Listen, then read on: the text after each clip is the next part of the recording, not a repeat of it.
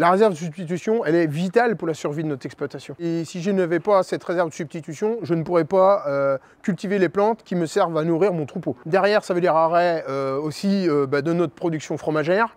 Et c'est minimum 5-6 emplois de personnes qu'on va être obligés de mettre au chômage.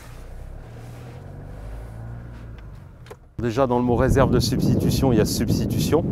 Donc ce n'est pas de la création de nouveaux prélèvements agricoles. On prélève l'eau l'hiver dans la nappe, on remplit la réserve et on redistribue cette eau l'été en lieu et place de l'eau qui était précédemment prélevée dans le milieu. Le pompage n'est autorisé qu'à partir du moment où on a eu suffisamment de pluie et que le niveau de la nappe est monté suffisamment haut pour pouvoir respecter les conditions du milieu. Dès qu'on a ce feu vert là, on commence à remplir la réserve. Si les conditions sont plus sèches, que la nappe redescend, on arrête de pomper et on attend à nouveau les nouvelles pluies. Ce graphe est intéressant, c'est le département qui nous l'a sorti. C'était les niveaux de nappe, donc par pas de 4 ans. Ce qu'on avait dans les années 90. Et là, on a commencé à mettre en place la gestion collective. Donc là, c'est gestion collective plus les deux premières réserves de substitution qui ont été faites. On est passé de 0,84 à 1,94. Puis la deuxième, puis la troisième tranche de réserve de substitution. Donc on voit le gain effectivement qui a été plus que notable. Et là, depuis 2015, on a une tendance plutôt à la baisse. C'est le réchauffement climatique. Moi, quand je vois ça, très probablement, les prélèvements estivaux, ils vont s'estomper. Peut-être que 2050, 2060, le volume prélevable qu'on aura dans la nappe, ce sera zéro ou proche de zéro l'été. Autour de ces réserves, il y a une gouvernance qui est basée sur la protection des milieux aquatiques et des zones humides. La population qui, il y a 20 ans, souffrait d'avoir des puits à sec parce qu'on était allé beaucoup trop loin dans l'irrigation et dans les attributions de volume, voit aujourd'hui le bénéfice. Sur leur puits, ils peuvent arroser leur jardin, le pêcheur peut continuer à avoir sa barque dans le marais. Donc je pense que ce retour d'expérience qui est plutôt positif contribue largement à la paix sociale qu'on a sur notre territoire. En 14 ans, 7% de culture céréalière. Donc l'irrigation n'a pas développé les cultures céréalières, on a plutôt été vers la baisse. On a augmenté de 9% les surfaces fourragères. Donc par contre plutôt à sec, c'est-à-dire que beaucoup d'exploitants ont augmenté leur surface de fourrage en sec pour pouvoir mettre des cultures spécialisées en irrigué. Et c'est les cultures spécialisées qui ont le plus bénéficié. On a quand même, sur les ottises, un tiers des exploitations qui sont en agrobio. Donc c'est 3 fois la moyenne départementale. Donc en fin de compte, là où on a développé l'irrigation le plus tôt, on a eu des taux de conversion à l'agrobio supérieurs à ailleurs. Je ne sais pas si c'est extrapolable, moi je dis exactement ce qu'il y a sur notre territoire. Yann, il est en agrobio aussi. Voilà.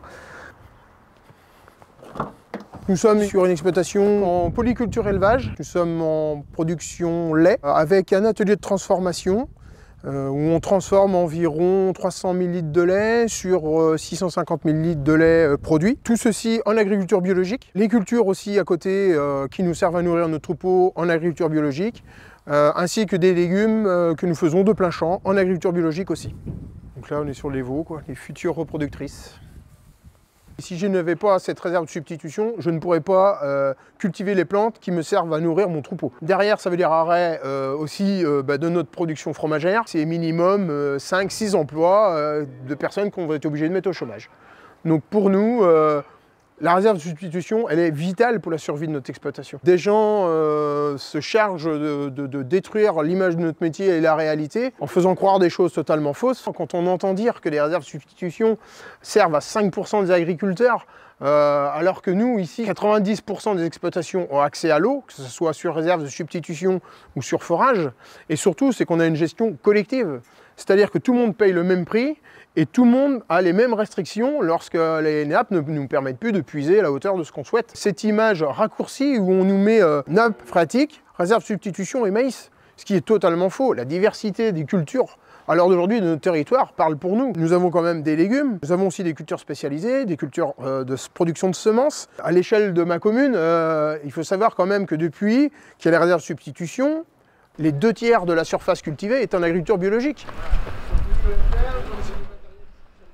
Cette image que l'on veut nous coller à la peau, là, Depuis quelques temps, notamment vis-à-vis de ce qui se passe dans notre département voisin, ne nous correspond pas du tout. En plus, notre exploitation est vraiment dans une démarche locale, de s'ouvrir aux gens, de leur montrer que ce que l'on produit sur nos fermes, c'est bien pour les nourrir eux, très localement, et non pas pour faire de l'agro-business comme on veut bien nous le faire croire. Il y a une certaine méconnaissance au final de notre métier de la part de la population. Elle n'est pas là pour polluer, détruire son propre outil, parce que quelque part, ça serait scier la branche sur laquelle elle est assise.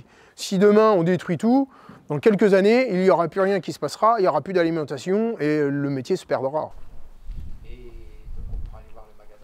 C'est un métier de conviction. Pour une simple et bonne raison, c'est qu'on travaille avec du vivant. Donc c'est 365 jours par an.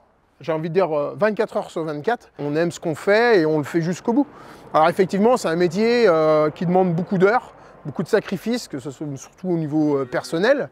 Mais ça reste un très beau métier avec cette finalité justement de produire un aliment de qualité pour nourrir les gens.